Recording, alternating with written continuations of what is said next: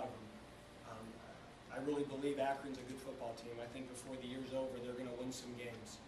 And they're a lot more physical than they've been. And that game was a battle. And I'm really proud of our team for the way we bounced back. Certainly getting down 14-3. And then in the second half, outscoring them 21-0 and really controlling both sides of the line of scrimmage. Again, I really thought this was going to be a hard game. And I couldn't be prouder of our team. The way we fought back, the way we didn't get down, and just the way we finished and played in the second half. So it was a really gritty effort. We were a little banged up on defense, and we asked some guys to play some reps, a lot more reps than they have in the past, and I think some guys stepped up for us. Defensively, who are some of those guys in your eyes that stepped up? Well, I think Jarris Campbell played a lot of snaps. He's coming off of an injury, and we've kind of protected him a little bit. Mike Mins played a lot more. I think Kendall Montgomery played more reps than he's been playing. And again, I'm guessing right now. I may tell you Monday this is all wrong. We had more of a rotation going, and certainly Gabe Martin coming back from his injury was really helpful. I think the play of the game was the 3rd and 1, the ball he knocked down. It's a 10-point game, and if they hit that pass, it's a 3-point game. And Gabe makes just an unbelievably athletic play to knock it down, and then they missed the field goal. And to me, that really was if they score there, it's a much different football game. And so again, it was a big-time play by a big-time player. Will you talk a little bit about what he brings to your defense when he's on the field? I mean, Gabe is, I think he's one of the best defensive players in the conference. Gabe's athletic, he's long, he's got a really unique skill set. He can rush the passer, he can almost play like a strong safety. He can be a box linebacker for us. He's a good outside blitzer, he's a good inside blitzer. He's got a great feel for the game, and he's just so long that he disrupts throws. And we're a much better defense and a much different defense when he plays. Will you talk a little bit about your offensive line? In the first half, 6 sacks. Johnson's under duress quite a bit. Second half, there are no sacks. He's got a clean pocket. Well, I thought our offensive coordinator, Warren Ruggiero, made some great adjustments. We were doing probably. I said it all week. They got good at end in a hurry. Those 2 kids that came from Colorado State, both of those kids can play. Both of those kids can rush the passer. We have 2 freshman tackles, and that when we were dropping back and taking time, they were getting there. And so I thought we were more patient in the second half. We moved the launch point. We saw a lot more 3-step. We saw a lot more sprint out. We converted 2 huge 3rd downs on sprint out passes. And I just thought it was really good and really smart play calling by Coach Ruggiero. He made some really good adjustments. You mentioned the tackles, and you had to put Clay Rolfe in for his first meaningful snaps in 4 years.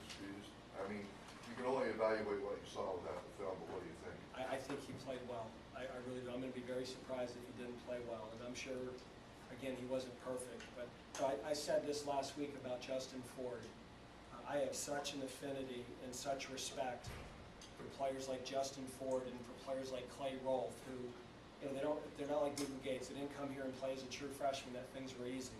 And we've switched Clay's position, and he just every day comes to practice with a great attitude and does whatever he can to help the football team, whether it's the 4th tight end, whether it's the 3rd tackle. And I'm really proud of him that he got his shot to play, and we came from behind and scored 21 unanswered points with Clay Rolfe playing tackle for us. So I couldn't be prouder of guys like that. Johnson had that shuffle pass to Green for a touchdown. Is that something that's practiced, or was that just all like you Absolutely. That's a matter of fact, I'm in charge of that drill. I coached him on that play. No, that's just him improvising. It was just a screen, and the defensive end was in the throwing lane, and Matt ducked, and he's a ball player, and he makes plays like that. And the one pass he had to Travis down the sideline, he's a ball player, and he makes ball plays. And he made a lot of them today, and he was banged up. We thought he was hurt at halftime, and he's a throwback. Can you talk about what you saw in the team from the difference in the second half and the first half, and guys. I just think we played better, we executed better. I mean, really, we gave up the one double move. That was a cheap one they got. And then they had the one really good drive that, they just marched down the field. So, I mean, we just had to hang in there. And again, I thought Mike Elko, our defensive coordinator, made some great adjustments too. That, we were playing a lot of soft corner coverage and conceding a lot of short throws. And we played a lot more cover two in the second half and tried to help our corners. And, we were going to have to defend the run game with a short box, which we did a much better job this week than we did 2 weeks ago. So, I mean, we held up against the run playing cover two, which is hard to do. When you saw that the flip play that Johnson had, was that one of those plays where you're watching, like, were you getting nervous as it was developing? Well, I was watching the screen and it was wired. I mean, Travis chipped the end went inside. I saw the tackles release. We had the whole perimeter blocked. And then I saw Matt, so I was just hoping he could get the thing off. And when he flipped it, and then Travis did a really nice job of making people miss. And one of the things I thought we had to do today was make more explosive touchdowns. And certainly Travis Green made people miss in space. His 2 touchdowns. I mean, how many? 2 or 3? I think he had 2 rushing and 1 receiving. Okay, but he made people miss. I mean, it was blocked to a certain point, and then he made a linebacker or safety miss. And that's what a good back has to do. And those are the plays we haven't been getting. And so to see him make those plays was really encouraging. Is that the right play to make, like that kind of throw? I mean, or is there? Get him the ball. Yeah. Somehow, some way. Again, and that's playing quarterback. The pocket always isn't going to be pretty. It's not always going to look like the play we design on a chalkboard. And sometimes you got to improvise and make plays. And there's a quarterback last year that won the Heisman doing that all the time. And I mean, that's good football players make those type of plays, and Matt Johnson's a good football player.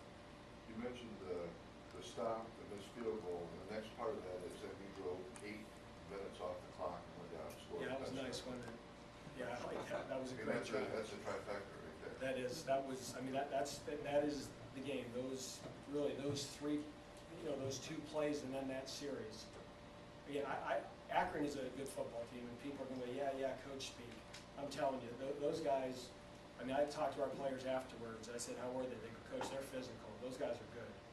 So I knew our players had respect for those guys going into the game.